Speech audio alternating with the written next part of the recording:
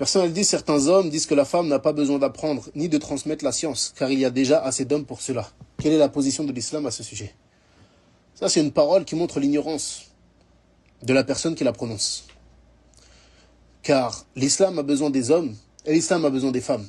Enfin, quand je dis l'islam a besoin, les hommes doivent apprendre et transmettre, et les femmes doivent apprendre et transmettre. Si la femme ne s'instruit pas, comment va-t-elle éduquer son foyer? La science, ce n'est pas réservé aux hommes. La science, ce n'est pas réservé aux hommes. Aïcha radiallahu anha, elle était un marji, elle était une personne vers qui les compagnons, ils revenaient, tellement elle avait de la science. Et beaucoup de femmes, parmi les tabi'in, par exemple, les femmes des tabi'in étaient des savantes. Et il y a besoin de ces femmes de science-là, bien évidemment. Donc l'islam, comme je l'ai dit tout à l'heure, talabul ilm faridatun ala kulli muslim. La recherche de la science est obligatoire à tout musulman. Hein? Donc la femme, au minimum, elle doit s'instruire. Au minimum, elle doit s'instruire. Hein? De quoi? De ce qu'elle a besoin pour adorer Allah tabaraka wa ta'ala au quotidien. Mais même une femme qui pousse ses études, bien évidemment qu'on l'enjoint à faire cela.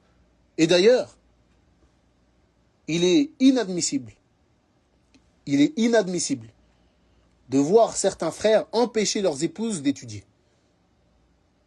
Ça, c'est inadmissible. Comment est-ce qu'en tant qu'homme, tu empêches ton épouse d'étudier sa religion? Et tu prétends suivre la sunna? Tu prétends être sur la voie des salafs? Quel résultat veux-tu dans ton foyer? Si la femme est instruite, mais c'est une ni'ma pour son mari.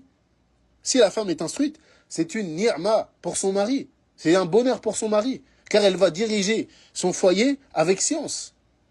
Mais si la femme n'est pas instruite, elle ne connaît rien, comment elle va-t-elle éduquer ses enfants? Quand le mari il est en dehors, il se passe quelque chose dans la maison, comment elle va-t-elle faire? Nous avons besoin de la science, comme l'a dit l'imam Malik rahimahullah ta'ala. On a plus besoin de science que de manger et de boire.